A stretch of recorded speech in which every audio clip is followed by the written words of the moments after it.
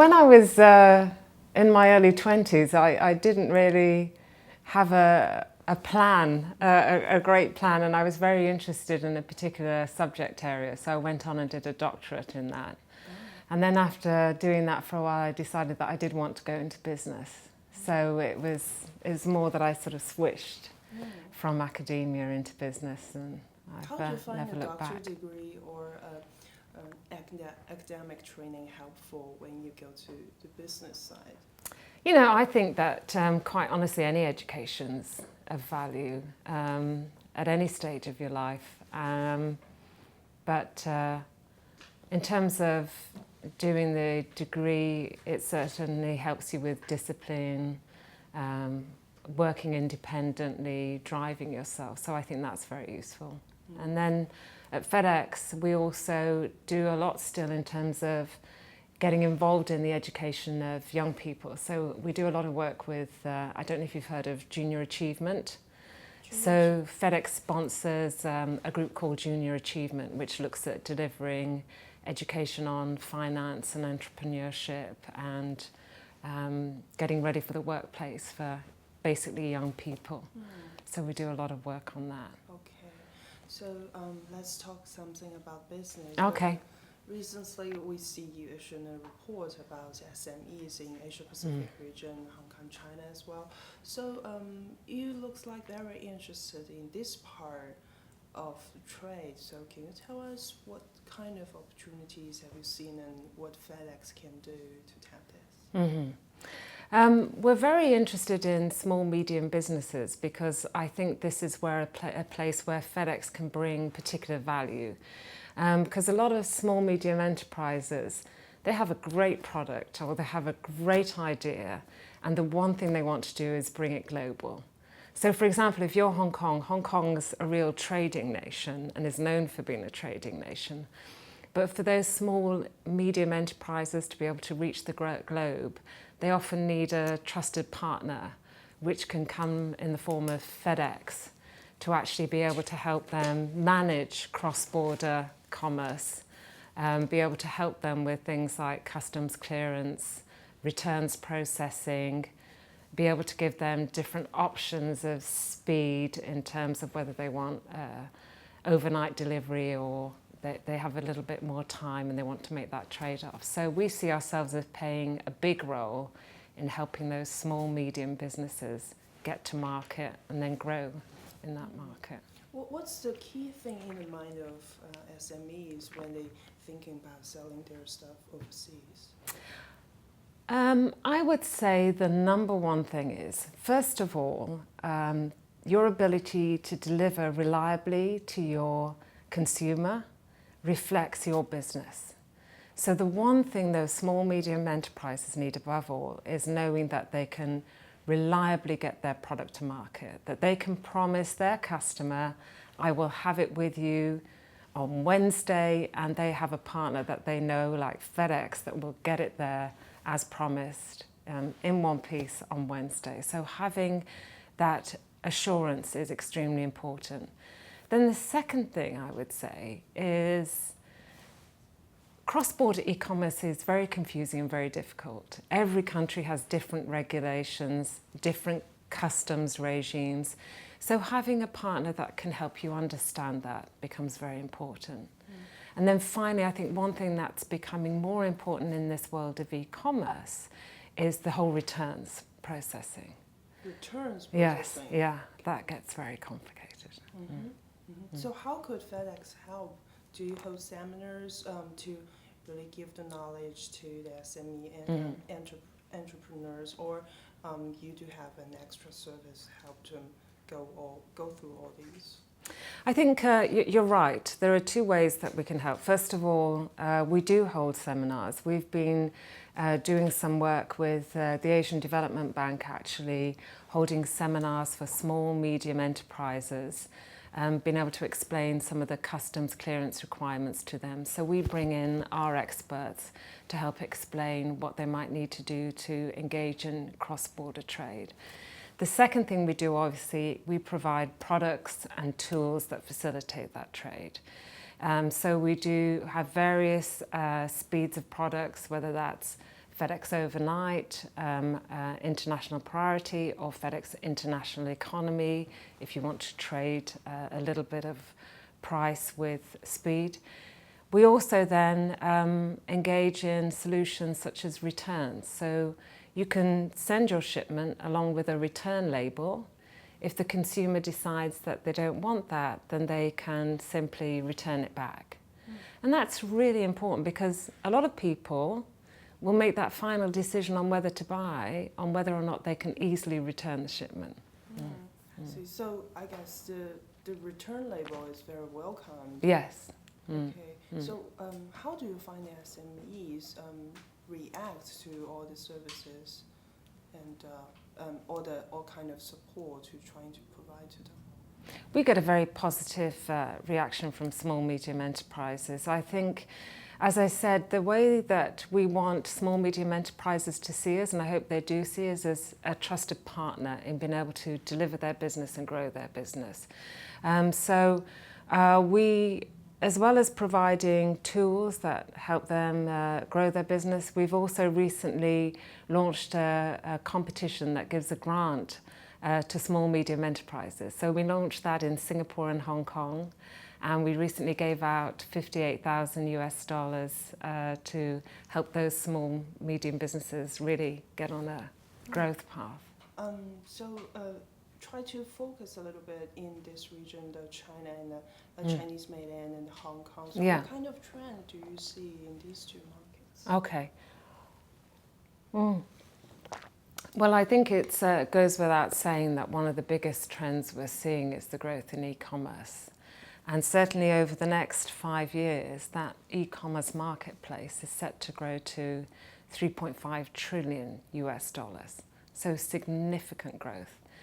And what we see as a provider of logistics and as a connector of trade, to get that sort of growth, to take it from being a vision to reality, you're going to need some strong infrastructure development.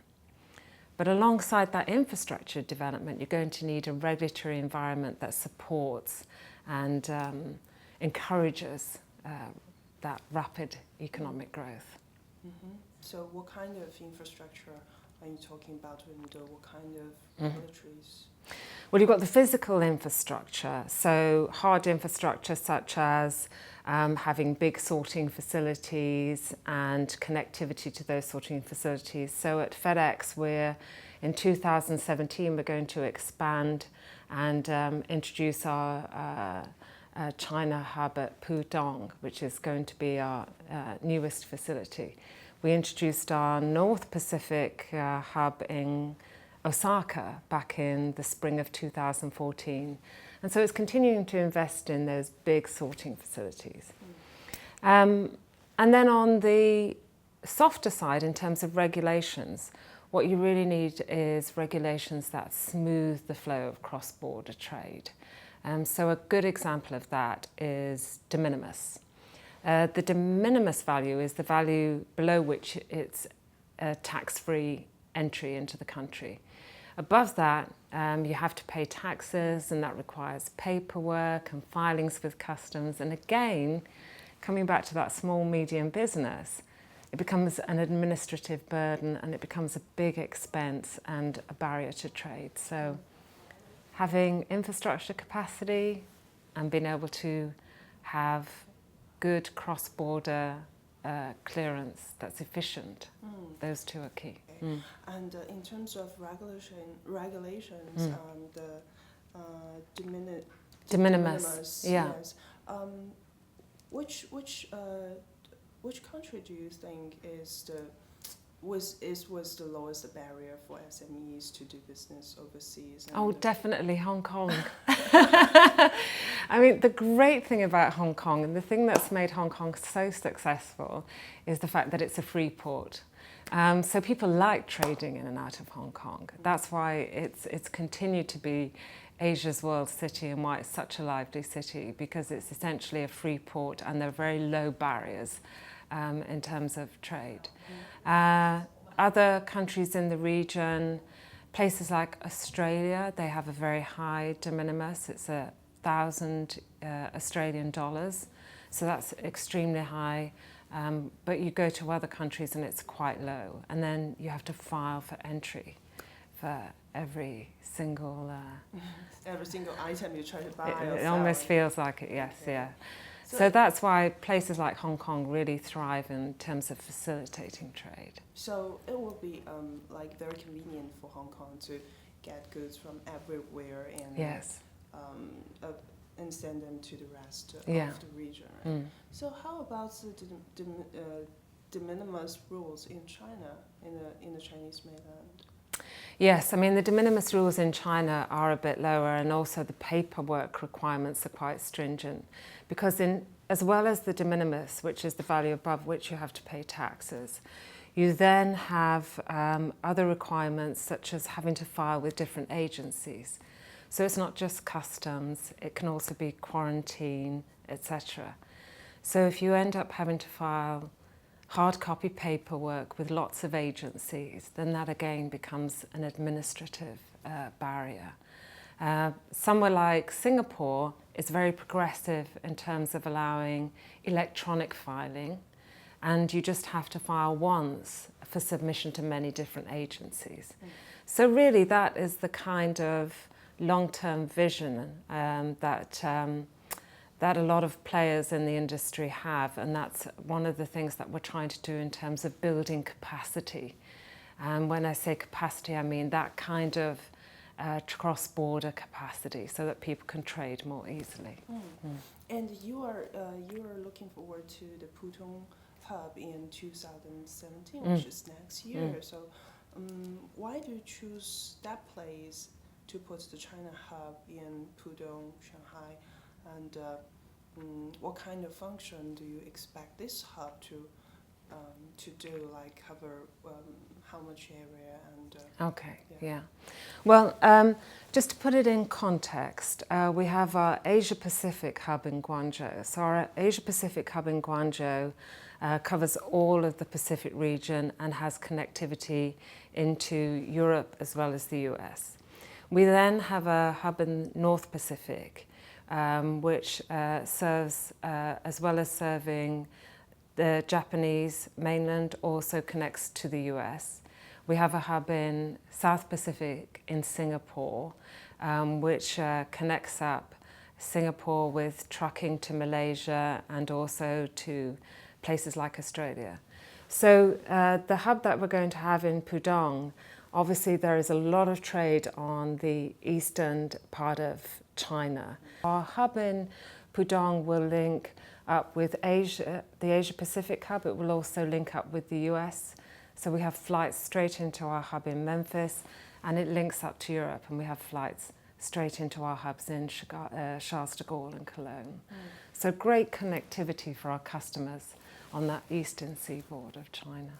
I see. Mm. So it's mainly covered the east part of China and to the rest of the world. Yes, yeah. Okay. And because we talk about a lot of barriers, like regulatory barriers, particularly in the Chinese mainland, if SMEs want to trade with outside. But actually, how fast do you see that market grow, even with this barrier? Or do you see any chance that the government could do some improvement, like you said, to introduce probably electronic filing with all the documents necessary? Yes, you're absolutely right. I mean, I think there's two areas that China will be able to grow. One is domestically, but the second is really the intercontinental or the intra-Asia growth and the cross-border. And I think there's a great deal of opportunity and there are advances that the Chinese government is making. So one of the opportunities that they're looking at is in terms of trade agreements. So I think you might have heard of what's called the regional RCEP. It's the regional trade agreement between China and some of the other countries in Asia Pacific. We really do support these trade agreements because, again, they encourage trade, they reduce barriers. Another agreement that is happening within Asia Pacific is the TPP, the Trans-Pacific Partnership, which is an agreement between a number of countries in the Americas and a number of countries in Asia Pacific. So these trade agreements can smooth the flow of products and customs. So do you, because what's the first agreement you mentioned? Is that an agreement between China and ASEAN countries? It's called the, I'll get the full, it's the RCEP, it's the regional, I'll get the full one. It's basically, it's an agreement to reduce trade barriers between China and the rest of the ASEAN countries. But I'll get the full. Okay. So how exactly do you find this agreement in improving trade flows in the region? Basically, what a lot of these agreements are targeted on is reducing tariff barriers, so where you would have to pay a tariff to introduce a product to a country, but they also seek to reduce some non-tariff barriers. So, for example, where there would be onerous requirements on paperwork or customs regulations. So by reducing these barriers, it really encourages the flow of trade across borders and simplifies life again for that small, medium and business. Probably the trade flows could move faster. Yes, yes. Okay. Faster, less cost, more smoothly. Okay. Yeah. About TPP, because it was kind of stamped last year. So how do you see this helpful, like immediately, or actually there will be more details the countries need to work on? It won't be immediate because all of the countries now need to ratify the agreement. So they've drawn up the agreement. I think the focus has been on developing a high standards agreement. But now we need each one of the countries' governments to approve the agreement before it goes into practice. The key thing, though, with the agreement is, again, it reduces tariff barriers and it allows for a smoother flow of products across borders. So it has standards and it harmonises some of the requirements. So, for example, if you're a small business, and you have to produce one set of documents for country A and another set for country B, and suddenly your life becomes paperwork, not about the product you're trying to get to market. So that's why we see there's great value in these agreements. Okay. With these agreements in place, how fast do you think, how exactly do you think that will help to boost the trade in the region, especially among SMEs? Well, if you think about it, just the countries under the umbrella of the Trans-Pacific Partnership, that encompasses a population of 800 million people. So when you look at any major trading bloc, for instance, if you look at Europe, a lot of the growth and the success in Europe has been about bringing together that trading bloc. So having a Trans-Pacific Partnership agreement that brings together a trading bloc of 800 million people, that's a lot of trade. And that's a lot of people for a small business to access. So if you're a country like Hong Kong and you could only deal domestically, that's a very small market. But suddenly if your world is 800 million people, then you can go from being a small company to being a very significant player. Okay, so can I expect that to boost the trade business in Hong Kong as well? Yes, I would say so, yeah. Okay. Well, actually, Hong Kong is not part of the Trans-Pacific Partnership, to be clear. But I think as the region grows, then it will have a carryover effect. But it would be better if Hong Kong could join. I see. Another thing is, well, with Chinese consumers trying to reaching out to overseas websites, yes. Chinese access service providers are also reaching out. So how do you see the competition with them, and how do you see the competition with other international service providers in the region? I mean, we always encourage competition, we thrive on competition, and I think competition is good for the consumer because it really forces us all to keep moving forward, to look for new options, new products, new ways of delivering solutions. So at FedEx, we're very focused on how can we solve our customers' problems. And that's really been my mantra since I've come into this position, is how can we not just bring a product to market but really solve a customer's problems. So competition keeps us on our toes, and we need to just continuously be changing with the times and moving forward. At this moment, what's your competitive edge? Really, first of all, I would say FedEx has a great history in terms of its brand and being recognised as somebody that can be depended on to deliver as promised and reliably, and we do that through our people. More and more it's becoming about what your people can deliver and how your people deliver the service. That's becoming important, that personal touch. So it's not only the service, but also the relationship between your people and your clients. Exactly. Okay. And understanding your client's need and making sure that you can then tailor and deliver the right solution. What do you have in mind if I ask what kind of interesting products have you helped the SMEs in this region to sell to the rest of the world? Right. One of the things that we're seeing is a notable growth area, and really it's an expression of the change in demographics, is the growth in healthcare. So for example, we are very focused right now on developing solutions for the healthcare business. And what we often see is that the healthcare industry might, for example, need specific packaging. So we've introduced what we call one-stop solution in China, whereby we can gel pack or have temperature control packaging, so that somebody in China can ship out to the rest of the world and be confident that that shipment is going to stay within the required temperature range. How do you manage to do that? The packaging, you can have packaging that can keep the temperature as an ambient temperature, or it can keep it, say, between -2 and -8 degrees. And if you marry up that packaging with FedEx's International Priority Service, then that packaging in that time frame can keep the package cool, and you can have confidence that it's going to be delivered to your consumer as you intended. How long can that package keep the things like below -2 degrees?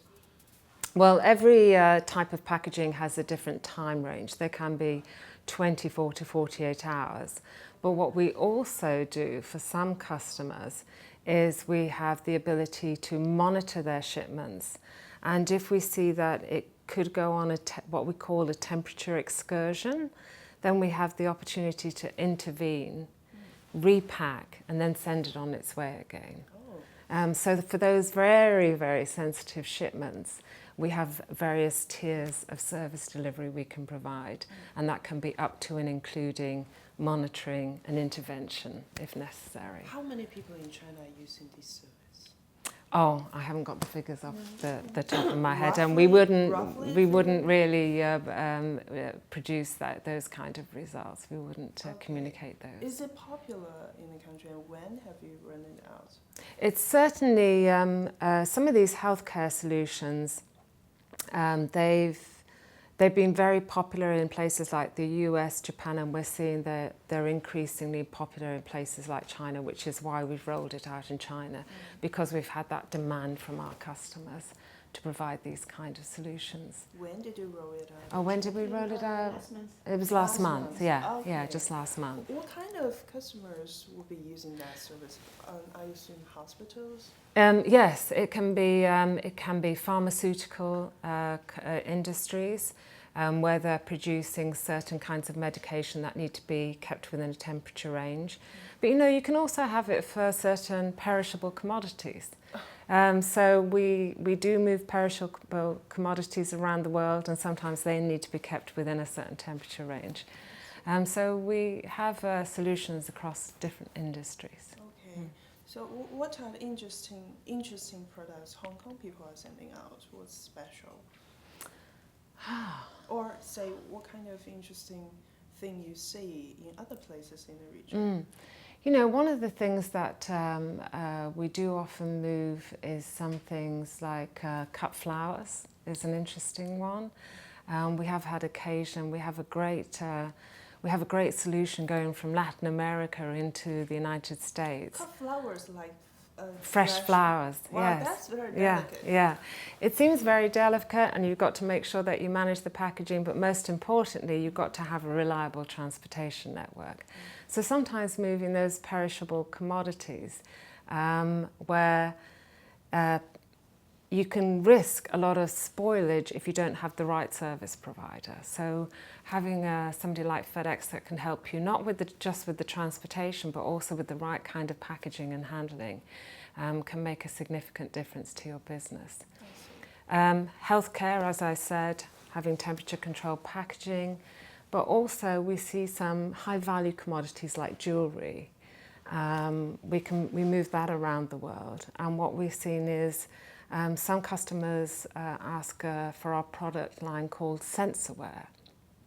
And what SensorWare is it's a sensory device that would travel within the packaging, and if the package, it monitors during its journey whether it's been exposed to light, so if the box has been opened, whether it's moved outside a temperature range, maybe how much movement it's encountered, such that people can feel secure that if they're moving high value goods like jewellery, that they've not been tampered with along the way. Is this service popular in Asia? Yes, I mean, we've now providing this service, we've been expanding it. We've got it in Australia, Singapore. I'm trying to think of where else we've expanded. Most of Asia Pacific, we've expanded SensorWare to now. Sounds very interesting, because a lot of the countries in the region are producers of gemstones and such kind of diamonds. And people want that reassurance, not just that it's going to get from A to B, but what we're seeing nowadays is that people also want to know how it's doing in between. Exactly. Okay. Another question is about at the corporate level, because I recently noticed there is a deal between FedEx and TNT. So obviously it's in the middle somewhere, and I'm not sure if it has been approved or need to be approved in Asia Pacific. But how is that going to affect the business in this region? Well, we're very excited about this deal with TNT, and the acquisition has been approved by the European Commission because TNT are a significant player in Europe. And we're waiting for some further approvals around the rest of the world, most notably in China and also in Brazil are two other locations. We feel this is going to be very beneficial for consumers and shippers in the Asia Pacific region because FedEx has a very strong footprint in the US. I think people know FedEx as a US company.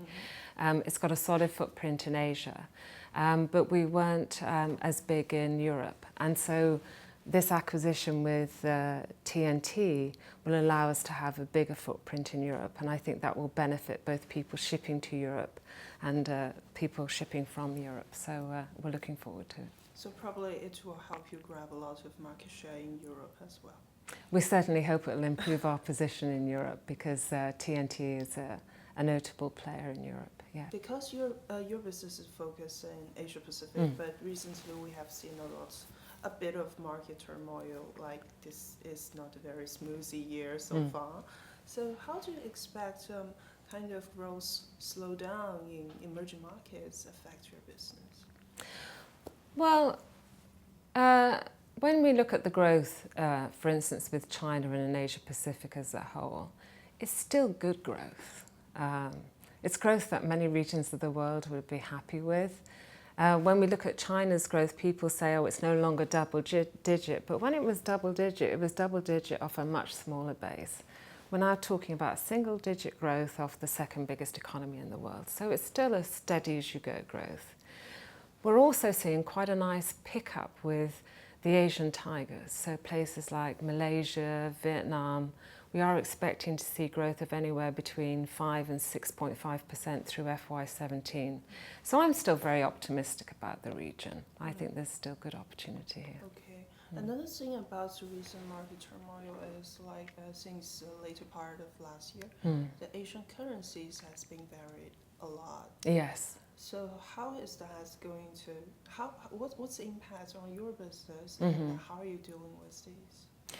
Well, the good thing about our business is that we're naturally hedged because we have customers and consignees across the globe. We have people who buy in local currencies and we pay in local currencies, etc. So in some ways we're protected by being a global company against that kind of global change. Of course, what we're seeing is the US dollar has strengthened against the currencies. That means that the US consumer has more buying power. And so in the end, it can be a pull factor for pulling more traffic into the US. Of course, it's challenging within the region for those people who are dealing with a weaker currency. But again, that too can attract more growth from other countries, pulling traffic from places like Malaysia that have seen a certain currency depreciation over these past few months. I see. So no matter how the currency moves, there will be traffic flows, and as long as U.S. economy is strengthening, there will be more demand. Yes. Will probably finally translate to this region. Yes. Okay. Okay.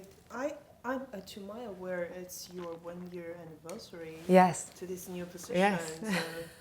So, looking back to the year, what have you done, and what's your strategy for the work?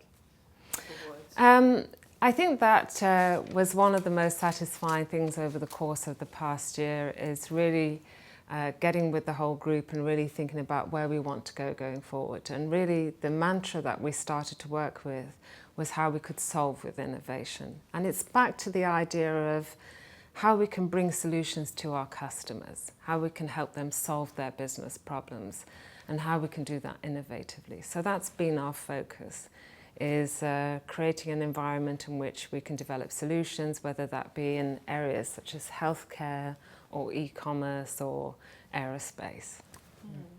Okay, and looking forward, what kind of strategy would you use to encourage the growth in this region and encourage your people as well?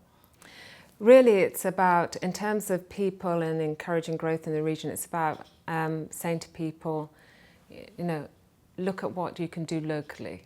So we have a great global business, but what are some of the local requirements? So a great example of that is recently in Hong Kong, the team introduced a WhatsApp solution, such that they would WhatsApp customers before they deliver to them at their residential address, and people could then respond as to whether they wanted it delivered at home or held at the station. So the team's come up with some great innovative local solutions to deal with things like this.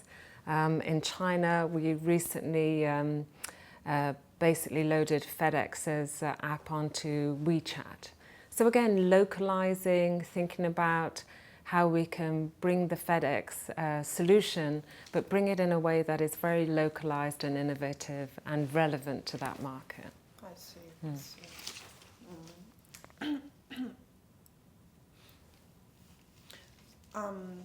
Okay, so I'm going to ask something about your career, because you told me you have been with FedEx since the 1970s. Yes. So may I ask, what's the biggest challenge have you taken during this period, and to you personally, and how did you solve that? Oh, biggest challenge. Yeah. That's a difficult one. Something that it's impossible for you to forget, as you always remember, yeah. I think there are many challenges along the way. Every time taking on a new position is an interesting new challenge, but I think the one challenge maybe we all remember was going through the global financial crisis.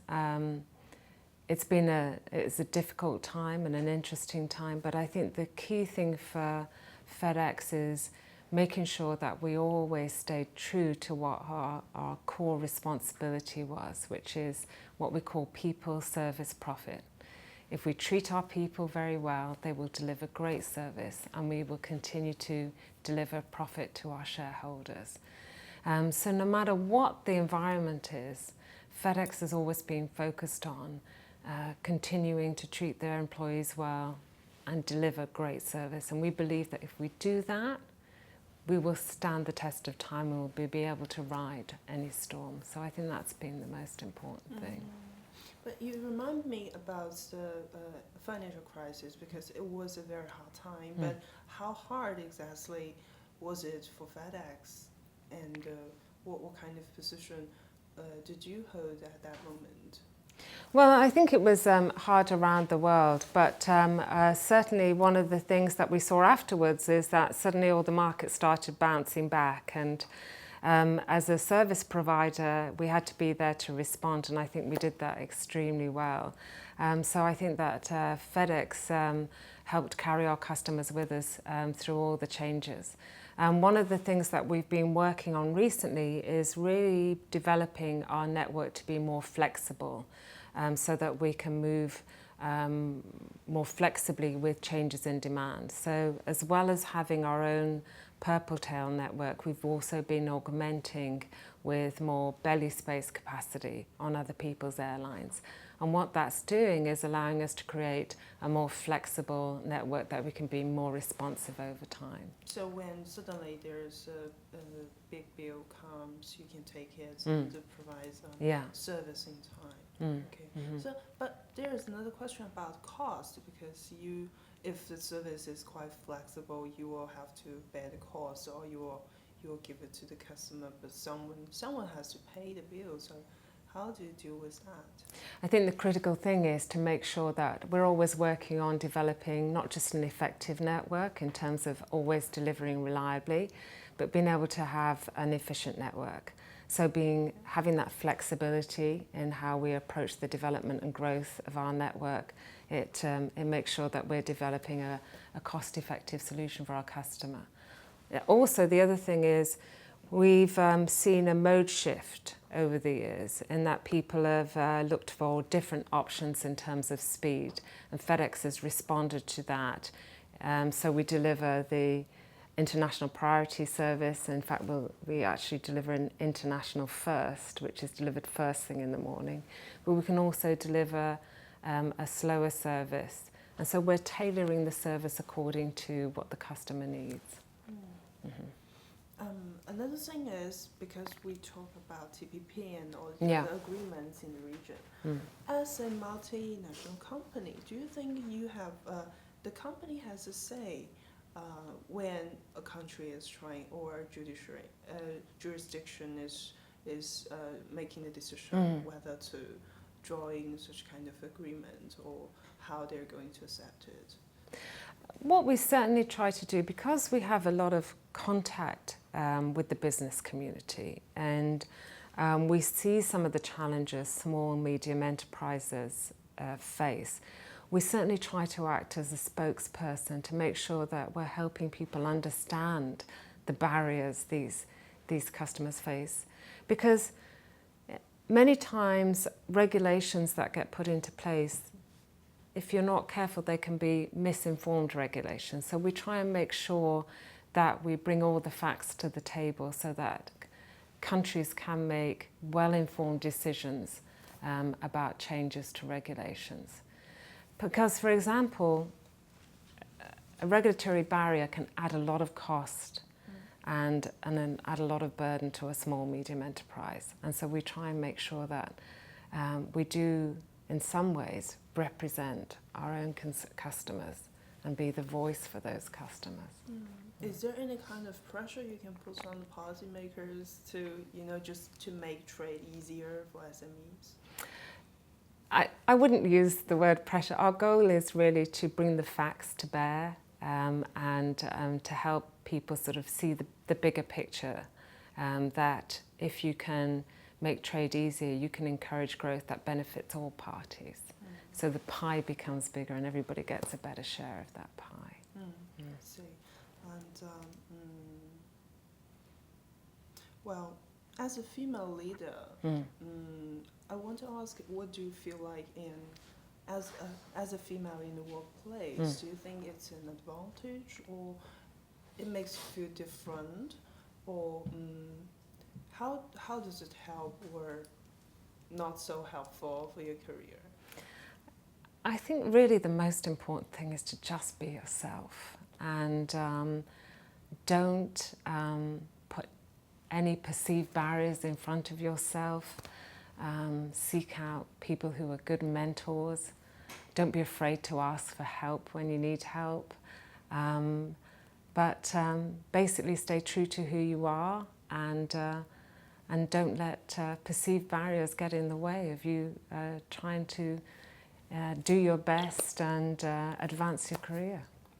Because a lot of things for Hong Kong female workers facing is like maybe they were in workplace for several years and become a mid-level management, but then they will return to home and they have babies, maybe 2 babies. And after they left the workplace for several years, they find it very hard to get back. I wonder, have you at some place got in such challenge, and how did you deal with that? I think, you know, personally I didn't take a big career break, but many people do, and I think what many employers are coming to recognise is that they need diversity in terms of the workplace. And so having people with different experiences, having people who may have taken a break and want to come back to work, I think there's a much bigger openness today about entertaining people of different backgrounds and bringing that diversity back into the workplace, because it's not just about how long you've run the race, it's how well you run the race, isn't it? So having people who've had different experiences, I think, just can make your whole workforce richer. See. Can you share with some more story about how did you balance how did you achieve the balance between work and life? Oh, I think the key secret to achieving balance is just employing great people, to be honest with you. I'm very blessed in that, you know, I've spent my career with a lot of the people that work around me. We know each other well, and I think if you have a great team and you employ the right people and then you give them the freedom to do their job, that suddenly life becomes a lot easier. So. And you find them very helpful and innovative at the same time. Yeah. So, what else? It's probably the last question I'm going to ask about your favorite book and what are you reading at this moment? Well, you know, in general, I like to read just for pleasure. I don't like to go to sleep at night without having a book in my hand. So I generally read novels of any sort or books on history. I tend to take recommendations from friends or from the Booker Prize list, and so I just pick off the most current novels, and that's what I enjoy reading. Okay. Is there a book you could go back to from time to time, and you would, you know, keep it very well in your shelf? To be honest with you, no. I like to finish the book and then go back onto the next one. So I don't tend to go back and reread a book twice. I tend to look for the latest novels and keep moving forward. So. Then could you give me the name of the book you enjoy at this moment? At the moment I'm reading one that's on the Booker list. I think, oh gosh, I'm going to get it wrong now, aren't I? I think it's called J by Howard Jacobson. So kind of a curious book. It's about a dystopian reality, but I do like a bit of escapism, and that's why I generally dip into novels of any sort. Yeah. Thank you, that's all. Okay, it was great to meet you, Emma. Thank you so much.